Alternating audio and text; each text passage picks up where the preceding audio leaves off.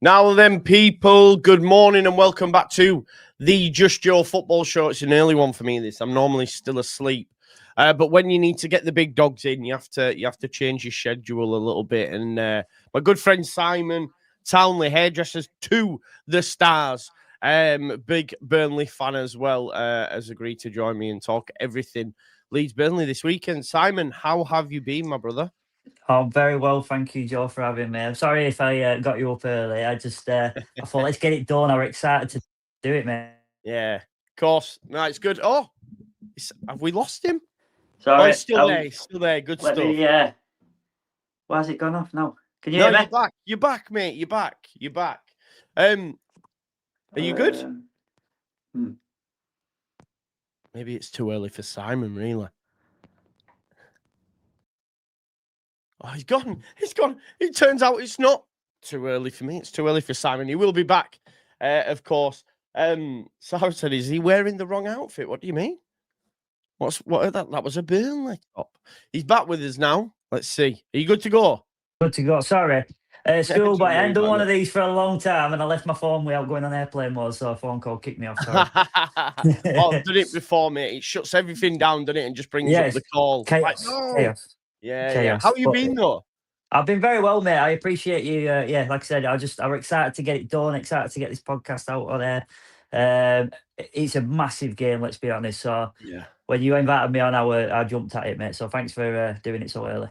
No, it's a pleasure being on, mate. Obviously, we've had minimal interactions, but always touch base. Obviously, over the last few seasons, because our clubs have been intertwined, haven't they? Really, obviously, with relegation, then chasing promotion, and how did you feel last season?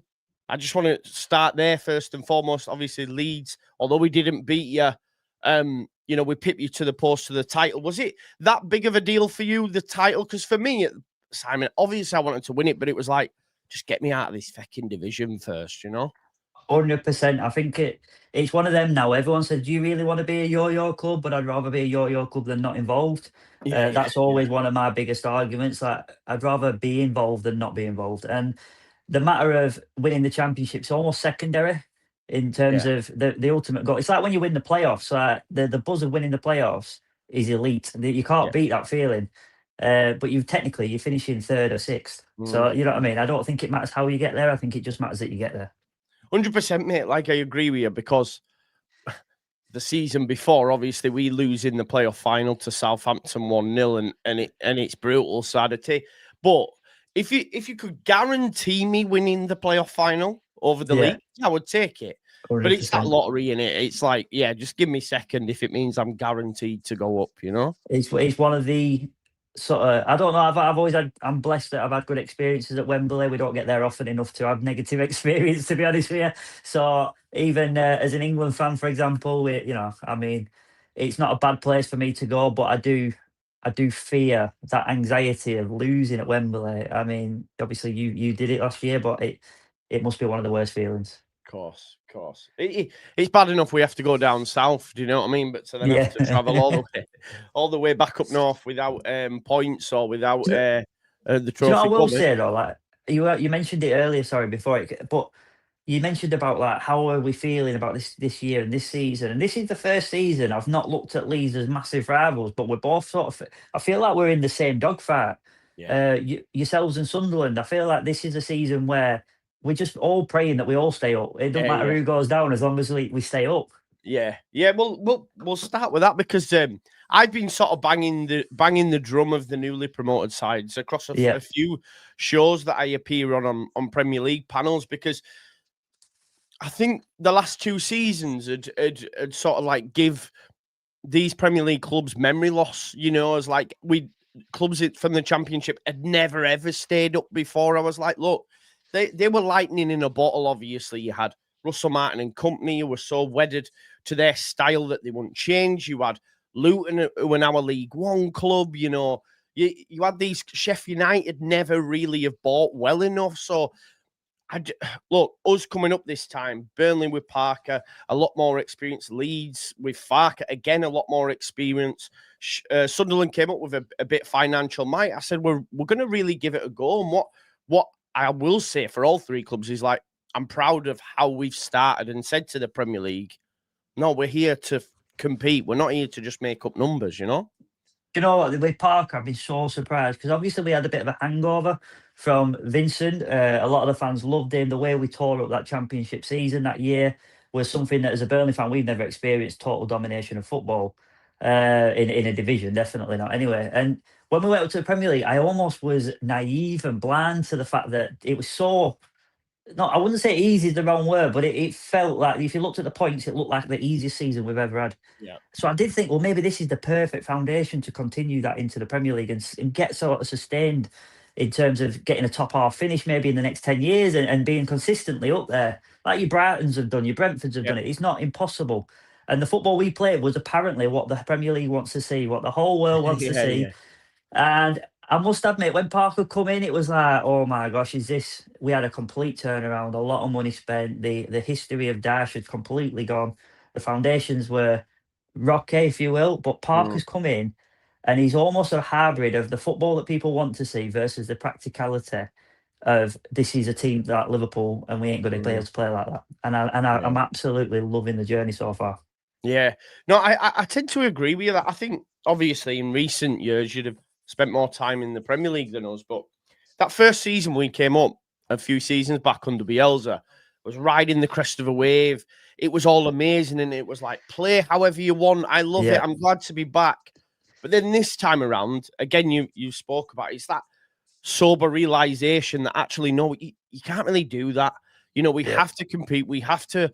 Oh, we're Leeds. We're a massive club. Doesn't work like that anymore. We might have been. You know, we have to take increment steps, little gains here and there, and then over time try and establish yourself and come to the terms with the fact that, you know, at the moment, Bournemouth is a more exciting prospect than Leeds United. Do you know what I mean? Going to Brighton is a more exciting prospect than Leeds United, but it's true though. And I think Leeds fans are sort of getting to understand that now.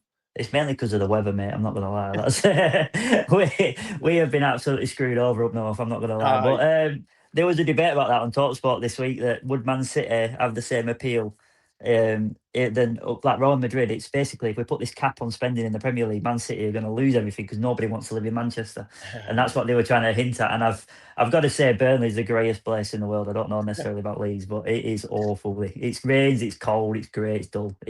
Yeah. Obviously, I get to see a lot of the players. Walk through it, mate. We did a charity walk. I think it was day 3. We did like 90 odd miles a day, and we had to go we went from Everton's ground to Ellen Road, and one of the stops was from, anyway, we walked through Burnley, mate. You know that road where Turf Moor straight up that steep road? Oh my God, my legs were ruined and everything. And then, like you said, the greyness of Burnley at the time and stuff, I was like, oh my God. Yeah, that's literally around like a stone's throw from my house. Yeah.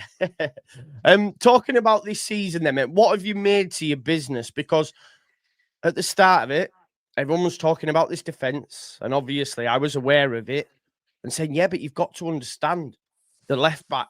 It's going to be a new left back. The goalkeeper, he's going to City, obviously. Losing Egan Riley as well, which must have been a kick in the teeth. I do think you kept the best of the lot with Esteve, of course. But what have you made to the overall transfer window for Burnley? Do you know what? You perfectly sort of summed it up there, because we lost the foundations. We lost the sort of core structure of what made that team successful, which was your centre half, your goalkeeper. And I'm not saying that they were individuals, but it's the massive part of it. Trafford was incredible for us. Egan Riley, was gone from a fringe player, came in for injury, and then never let go of that shirt. And that's what you want from your sort of backup players at the time, as he was. He sustained himself in that position, broke records, with championship records for us anyway. And then we now have another centre half. We've got Joe Worrell as a backup, who you cannot fault his terms of experience and just an overall great guy. He's up there. And I think that we've done it really well because we've kept Esteve. We've tried to get a bit of experience in and around him. Ekdal, let's not underestimate Ekdal. He's a Swedish international playing against Lindelofs. He was playing at the weekend. I know that they've not had a great thing, Sweden, just getting rid of John Dahl Thomason. But it's international. If we'd have bought him and brought him in, we'd have been like, what a signing that is. But because he was out on loan last year because of the relegation, I think we're underestimating how big of a player he is. Connor Roberts being injured is a massive part of probably the shape, if I'm honest. When we were going into the start of the season, we've got Kyle Walker, who's now playing right back. What a signing that is, by the way, for a club like Burnley. No one expected that, did they? But do I think he was brought in to play right back, or was he brought in to play maybe right of a three? I'm not sure. We'll never know until Connor Roberts is back from injury. But yeah, it's been a shaky sort of transfer window in terms of we've had to do a new rebuild, but I think we've done really well, mate. I really do. We've still got a lot of Premiership quality from previous seasons as well. Yeah. I hear it, mate. You know, you talk about Ekdal and that international experience. It's something Leeds United, one of their non-negotiables, really, I guess, was must have played in the Premier League before or in one of Europe's top 5 leagues and had international experience. Really? You know what I mean? Okay. There were certain things that boxers needed to be ticked. In terms of your... as well. What's that, sorry? Bargain that Dubravka as well. What a bargain that was, 2 million. No, it's a great pickup, mate. Definitely, I agree with that. He's in my fantasy Premier League team as well as my second choice keeper, like, just in case, you know. I think that's a given on fantasy. You get a Burnley keeper in there, you've got to. Like, we seem to do well every year. That's so true. One area of the pitch, mate, I think Burnley didn't do well in, I don't know where your head's at with it, is the forward line. Brozier and yeah, it looked pretty light up there, mate. Do you know what? We're getting our 11 sorted, I would say. I think that's the best way to look at it at the minute. I don't think it's necessarily been lightweight. I think it's been we're not sure of who it is. And Lau Foster seems to he's a bit of a different player, is Lyle. So I remember when we signed him and people were saying he's not for the Championship. We've not bought him for the Championship. We bought him for the Premier League. And if we didn't buy him in the Championship, it'd be worth 40 million in the Premier League. So we bought him now. And the Burnley fans didn't take to him. He got some hard time in the Championship. But then it came true what they said. In the Premier League, he lit it up. He did really well, even in a relegation battling side. So I am waiting for this sort of to click again. And I'm sure it will. He's been just sent home from South Africa with an injury. So I don't know if that means he's fit for this weekend. I believe he is. Armando Broja yet to light up the stage at Turf Moor. He is a player that we're still hoping that we see that year at Southampton come back to life, where he had that incredible year, went back to Chelsea, started off all right, and then obviously the ACL changed it. A bit like your Calvert-Lewin, it's like we're hoping that we revive him. Calvert-Lewin looks like he's just taken to that pitch and loving it. Yeah, he's you know, I was, when you were talking about just touching on that strike force, it's similar. It is quite similar to Leeds United in the one area of the pitch where maybe we probably could have done a little bit better or made some more assured picks for sure. But we will see how the season ends, obviously, and what gets put on, you know, these players at top. Because ultimately, you know, Calvert-Lewin is getting shots on target. He's doing bits, but we need him to start finding the back of the net, mate, you know. So that's what they get paid the big bucks for sure.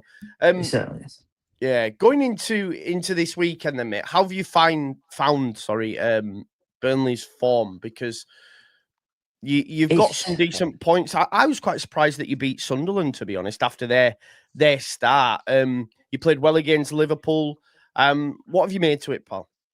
Honestly, it's a bit of a false table for us in terms of, you know, like when you have that run, we have some massive games. You know what I mean? We've had You've had the toughest start, I think, Simon, of the newly promoted sides. Do you know what? I'm glad you said it, because it's sometimes like, you know, people think it's a bit of an excuse, but, you know, we've had Villa, I've got a notes here, I'm looking down at it. We've got Villa away. Now, I know they've not had a great start, but everyone expects Villa to win at home. You've got Man City away, guaranteed a 5-goal thriller there for Man City fans. And then we've had Liverpool, Manchester United away, which we was absolutely robbed at the death, if you remember. Don't get me wrong, it wasn't that I'm complaining it's not a penalty. It's up for debate. People will say it definitely is. People say I'm not sure. But it was just that feeling of that. They celebrated like they won the World Cup, by the way. I don't know if you remember. I watched it, man. Yeah, I did, yeah. There was a bit of satisfaction internally there that Man United are so buzzing they beat Burnley. And then we've had Spurs away, who've, let's be honest, Spurs under the new manager are doing very well as well. So it is a bit of a false story, but there's no easy games in this division, mate. And if I'm honest, if you looked at the starting sort of 9 games, and Sunderland are must-wins for us, and that's the God's honest truth of it. If we want to stay up, just like you do in the return fixture, you need to win your home games. Yeah. So I'm hoping that probably by the end of November and December, it's going to be a bit more realistic story of where we are actually going to be in this division. And do we need to spend more in January? We'll know more then, I guess. Yeah, yeah. No, I do think it's fair to say, mate, that start is pretty precarious. Yeah, it was brutal, man. And you know, I think Sunderland, I'm not trying to take any shine away.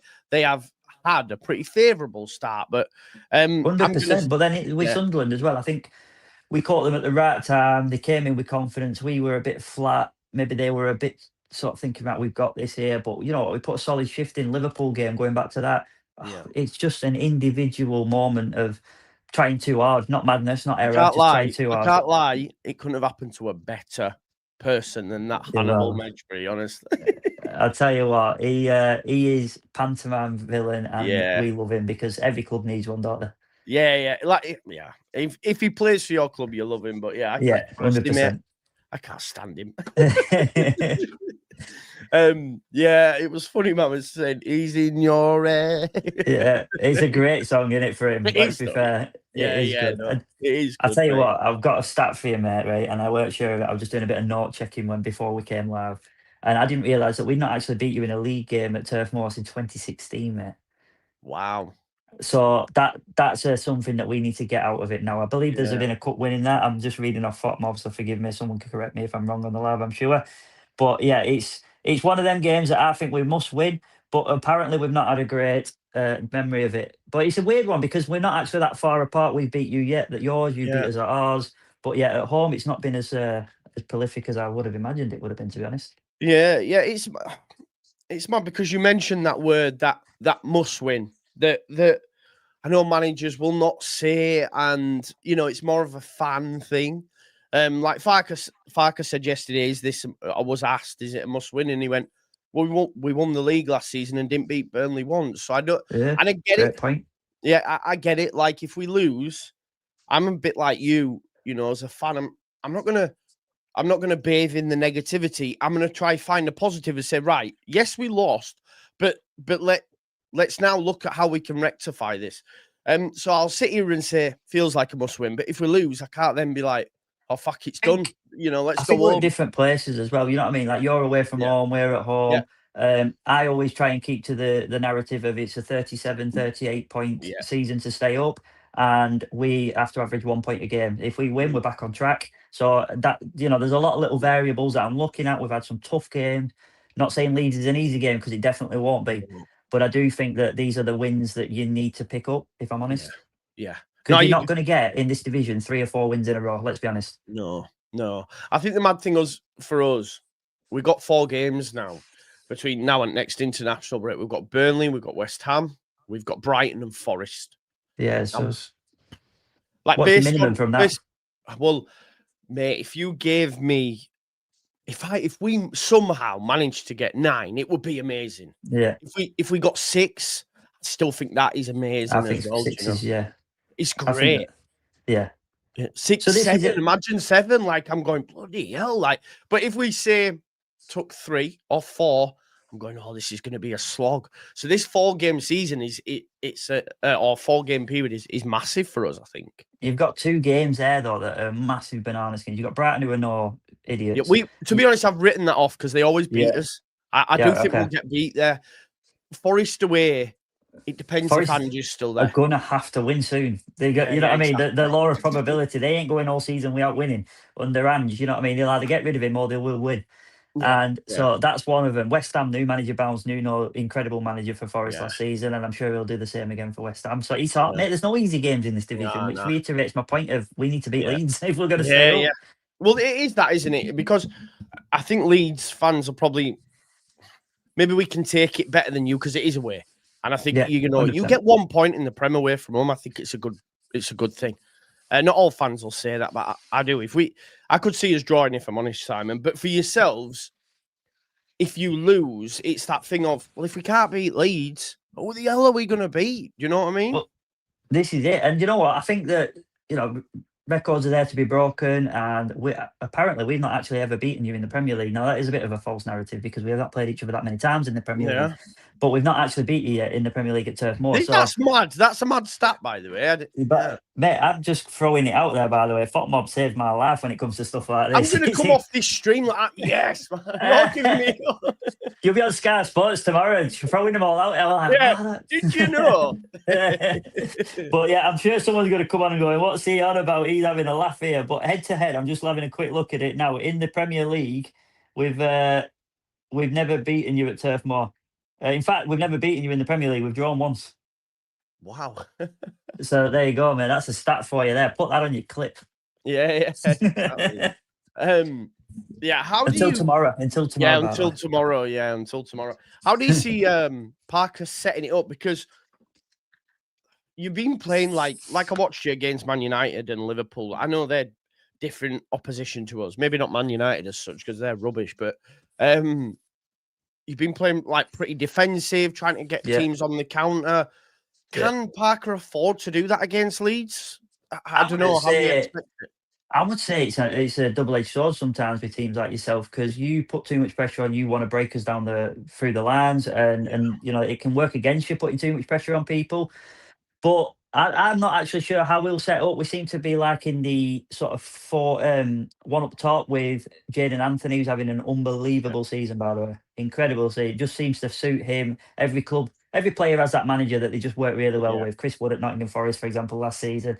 Jadon Anthony so far with Scott Parker. It is just one of them things where it seems to click. So playing him off the number 9, which is Lau Foster, maybe Brozier tomorrow, I'm not sure, depending on injury. It seems to work well. So I think we'll play probably more counter-attack, Josh Cullen trying to break it down, and then maybe try and catch you on the break, I think, in my opinion. But I won't lie, it's not through choice. I've just not managed to catch many of Leeds games this year, so I don't know how you prefer to press or hold the ball. I mean, to be fair, we in all games, we've tried to possess the football. You know, that's one thing we have done.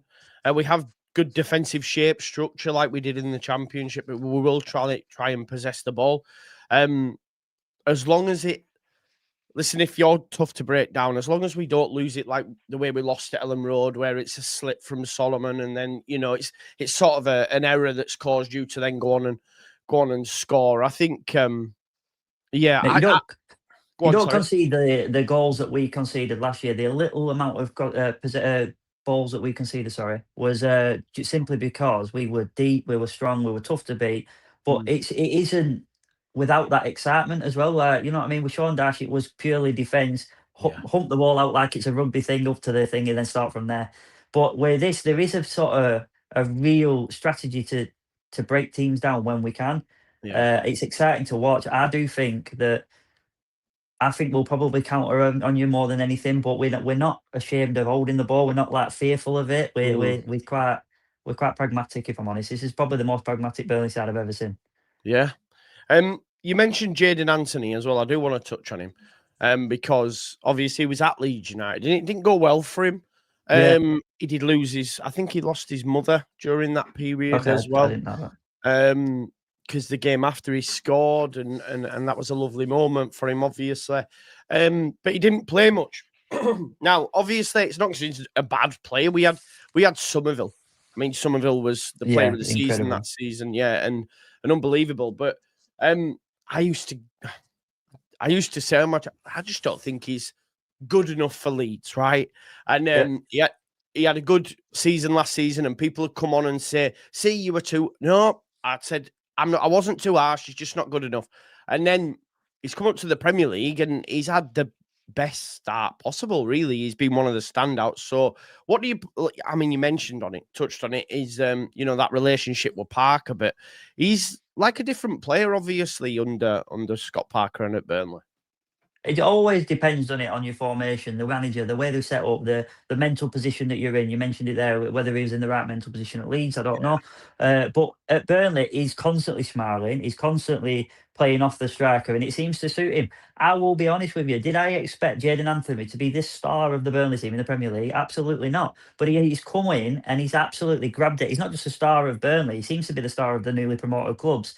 in terms of if anyone's going to get nicked in January, it would have been him, and I wouldn't have put any money on that. I'm not going to lie.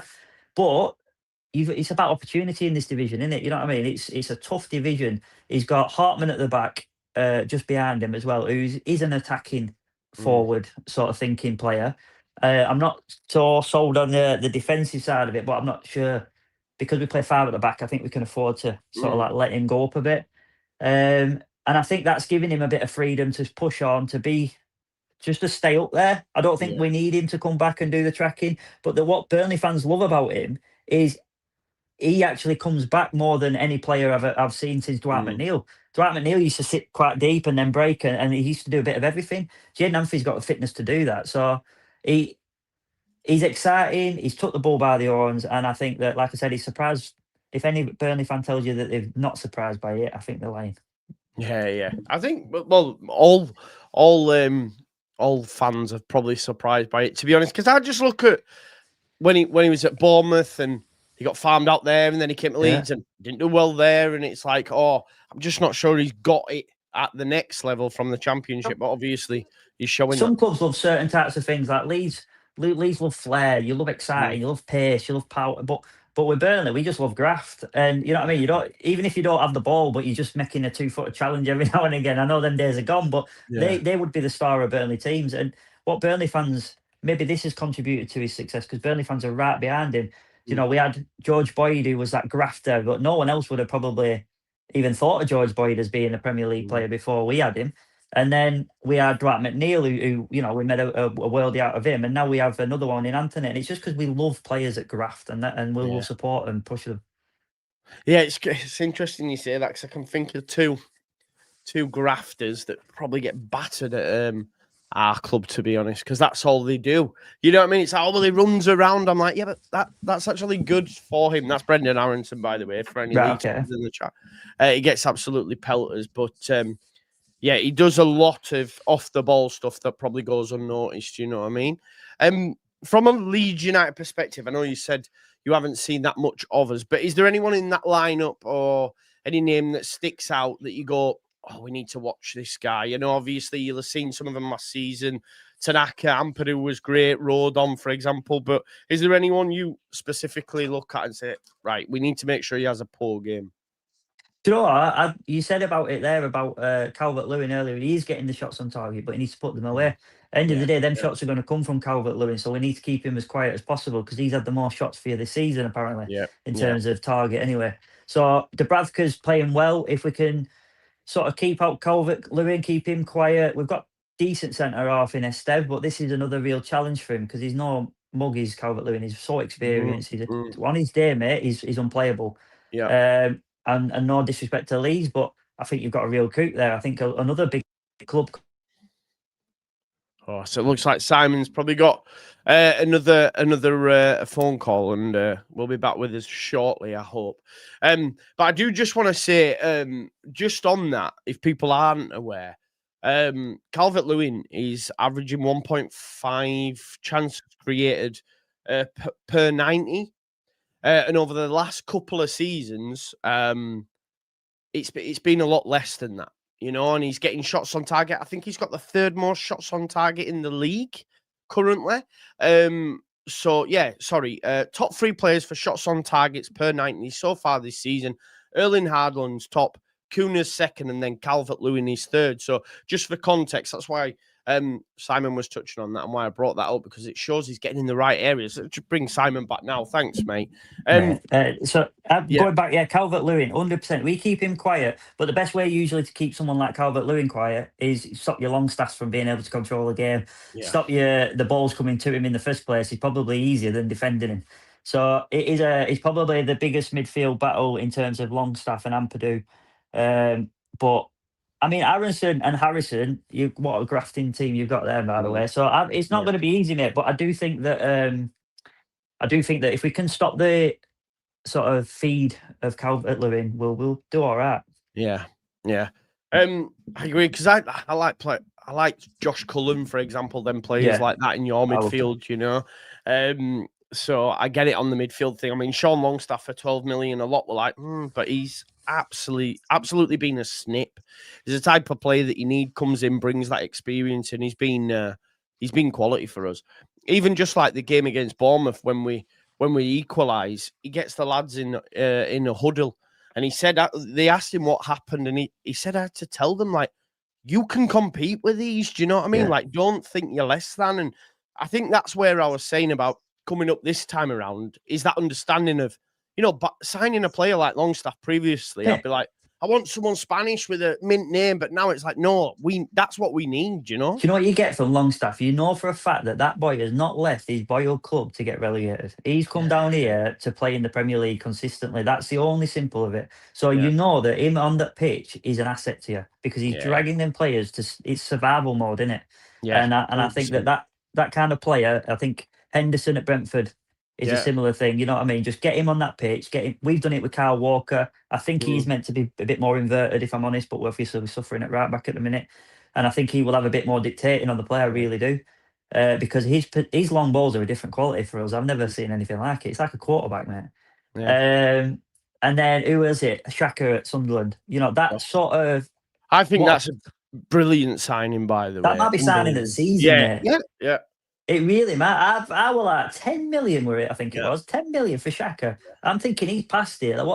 I have never been proven so wrong in such a quick time. I've literally took my hat off to him after one game. Even in the Burnley game where we beat them, he does dictate that play, and he's so calm. He doesn't even need to look where he's passing it, because he just can see the whole picture around him. He's an incredible talent. And I think Longstaff brings that sort of experience, calmness, but that doggedness that you need at Leeds United. I really do. 100%. You can't keep getting flair players. No, you're right. I think attritional's the right word, isn't it? Like, it's going to be attritional season for all of us. But let's talk about this weekend. How are the nerves? What are you thinking from a scoreline perspective? What needs to go well for you in order for you to get a positive result? Do you know what? A few variables probably add into this, but I'm so excited for this week. It's always them 6-pointers, as they're probably going to put it on Sky. They'll all say, is it too early to call it a 6-pointer? That'll be the first thing they say, I guarantee it.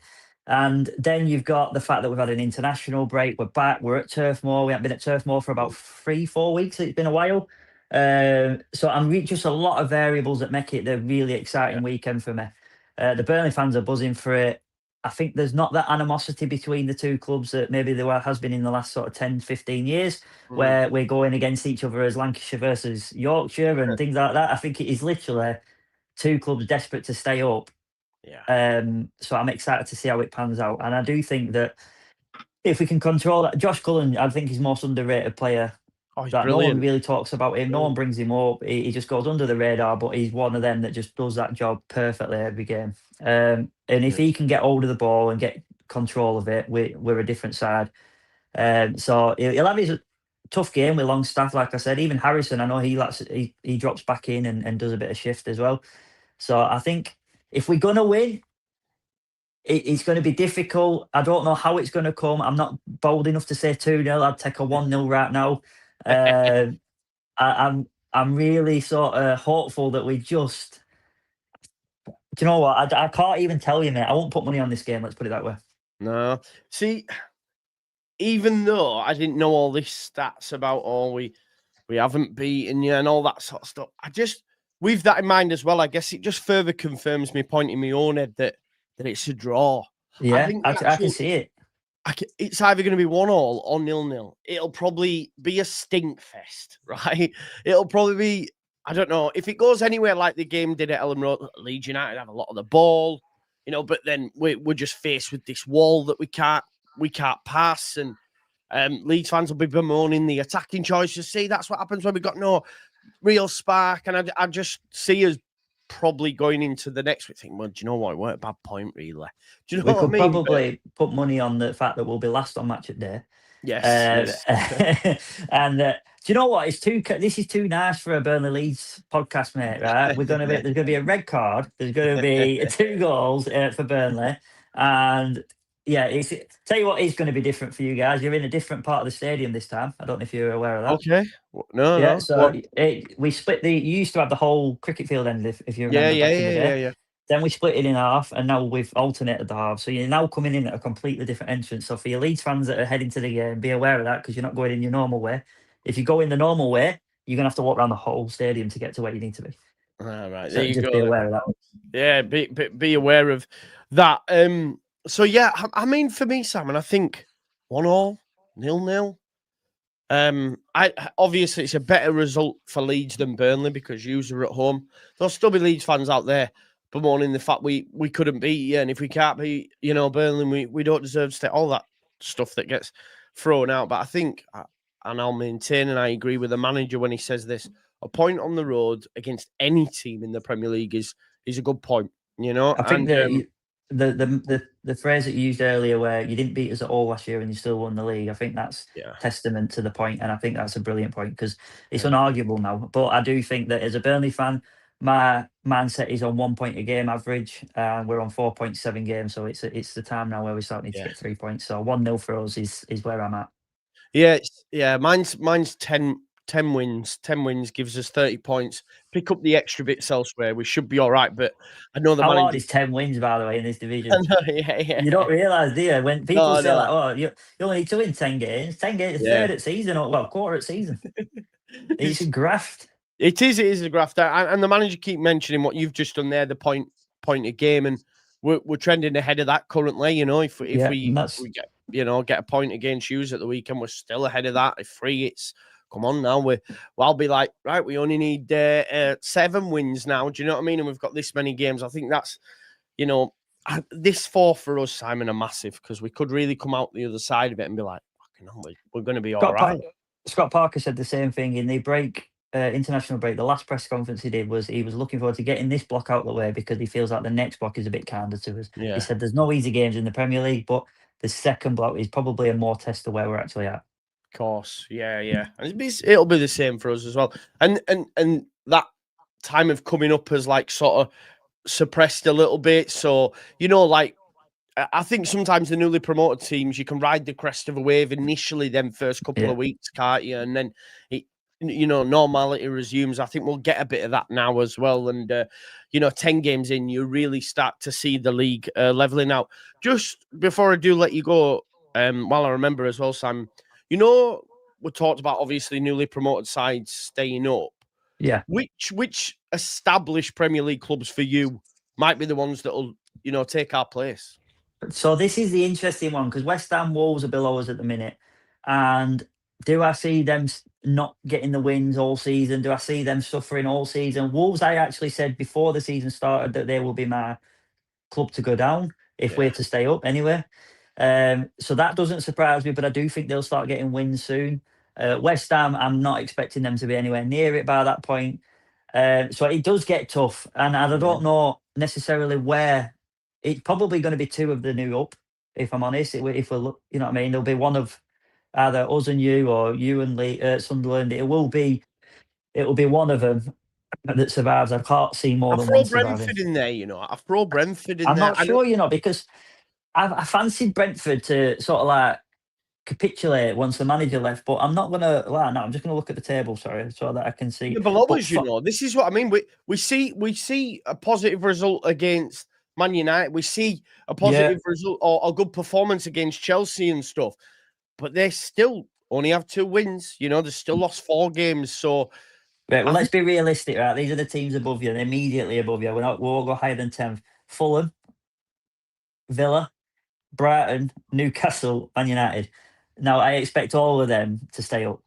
Yeah, 100%. So it is literally between us. I mean, even Sunderland might drop down. Let's be honest. Like now, we're only 9. Yeah.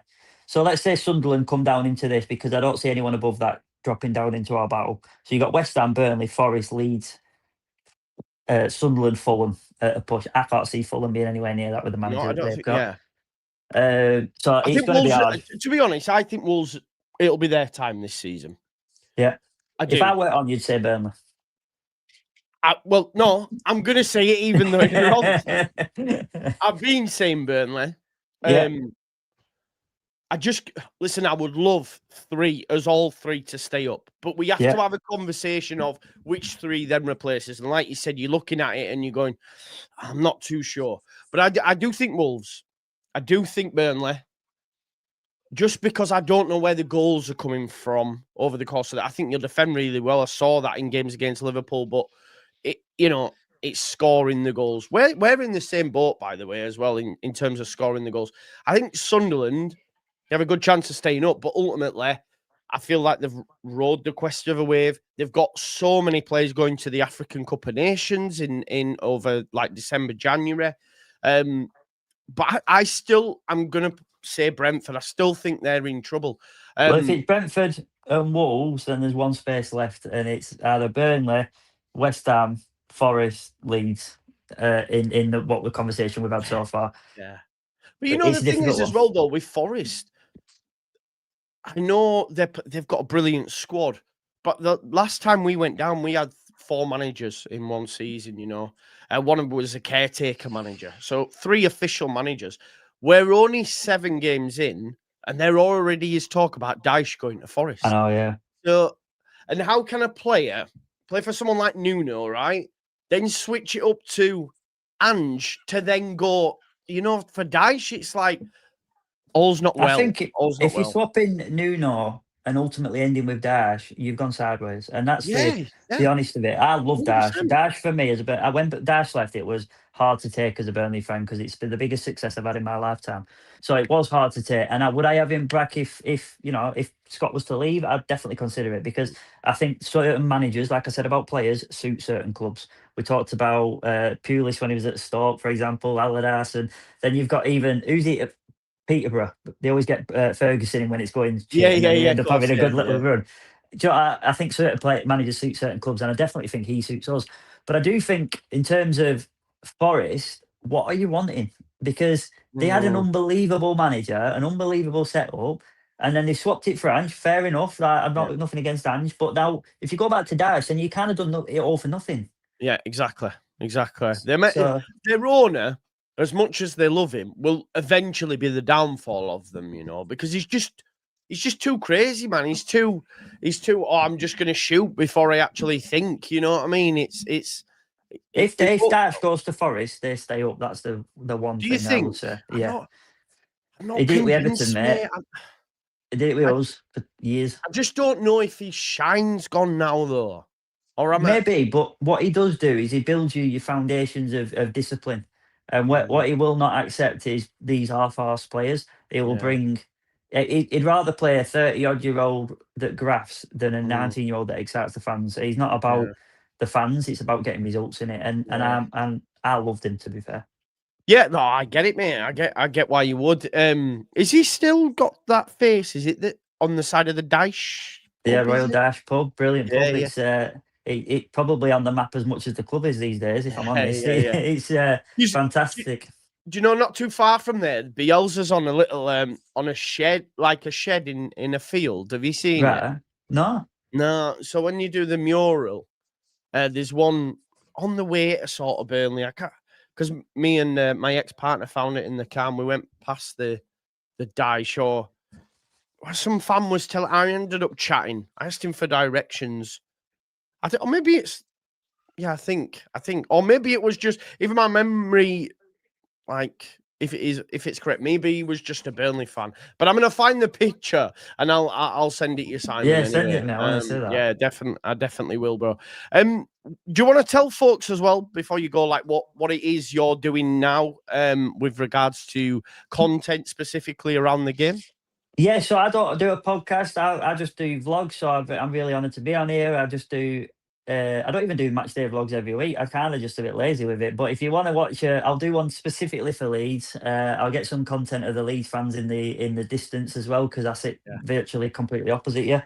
So I'll get some content of that. But yeah, I'll do a match day vlog and tell you what it's like basically using a wheelchair going to Turf Moor. That's about it. Yeah. Because obviously, I mean, you did have an accident, right? You did have an accident, and that's sort of, I guess change your life. But I've seen, Simon, obviously you've smashed it, mate, to be honest. There's someone obviously seen from where you were to now, like Appreciate that, yeah. I smashed my car as well, ironically. What's that, sorry? I smashed the car as well, ironically. That's what but no, it's what it is. I'm a hairdresser. I'm blessed. I've had clients from majority of the Burnley players all the way to Gareth Southgate in the middle of Russia. Yeah. So it's been an unbelievable journey, and when it ends, I'll be devastated. I won't lie. Yeah. You still mates with Chris Wood? Yeah. Yeah, he smashed it, hasn't he? Smashed it. Speaking to him after this, actually, really. Oh, yeah. Yeah, he's I can't help but love the guy because he got so much stick that he was our top goal scorer for 4 years in a row, scoring more than 10 goals in the Premier League, which has only been done by your elites of Salah and Kane and I think someone else like Aguero, I can't remember now. And then Chris Wood. And it's like, what the hell? And people wings it offside too much. So yeah, it always makes me smile a little bit internally when Woods is doing well. He's a good guy as well. Yeah, it's funny because when he transferred to Forest, I did this like short of how much they paid for him, and is it one of the worst Now, obviously, at that time, I was saying the right things. Yeah. But last season, they found it, didn't they? And obviously, he was scoring all these goals, and we're like, how wrong you were. I was like, oh, do you know what though, mate? You wasn't wrong per se, because what happened at Newcastle was they bought a survival team. They tried to buy the players out of Burnley to keep them up, Poppy and and Woods there. And the problem with Wood is they played with number 10s really, and the number 9 wasn't there to score goals, and number 9 was there to kind of lay it off, a bit like it is at Forest at the minute. Yeah, of course. Yeah. And he wasn't there to score the goals, so people criticised him because the striker's not scoring goals, and that's what we value our strikers on, let's be honest. But then he went to Forest, and I thought, well, this is a bit odd because Cooper plays the same sort of football. And they don't cross the ball, they don't play him through. It's always get into the edge of the box and then we'll pass it around for 10 minutes until we find an opening. But then Nuno, and I remember, and I'm not exaggerating this, I went down to Woods' house on the day that Nuno was announced on TalkSpot. I was on my way down to his house to do his hair. And as I got there, I went, you must be buzzing. He said, what are you on about? I said, well, Nuno, like a proper manager that loves a number 9. He said, does he? Like, as if to say, like, where are you getting this from? I said, look at Jimenez, mate. I'd never even heard of Jimenez until Nuno got hold of him, and he made him this world-beating striker that Man United and the like wanted. He went to Saudi. I think he had Benzema as a number 9 there.